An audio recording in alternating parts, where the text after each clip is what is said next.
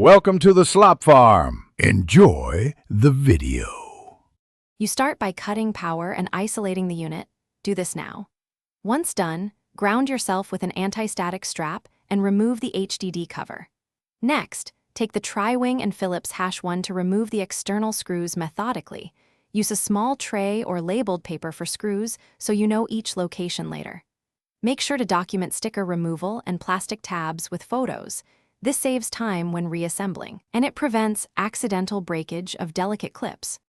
You now lift the top shell carefully and expose the heat shield. Once done, remove shielding screws and observe the thermal paste on CPU and GPU. If paste is dry or crumbly, you will replace it later. For now, inspect for swollen capacitors or scorch marks near the power area. Make sure to check ribbon connectors for seating issues and briefly spin the fan by hand to feel resistance.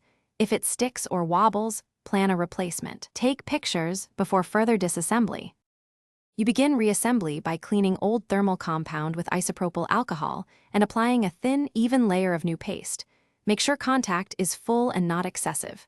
Next, reseat connectors and replace any failing fan or damaged capacitors, or arrange professional solder reflow if needed. Do not improvise on power supply repairs. Once reassembled, plug in and boot to the XMB. Test a game and watch temperature readings for stability. If it fails, retry connector seating first. Thanks for watching. Consider subscribing if we helped you today.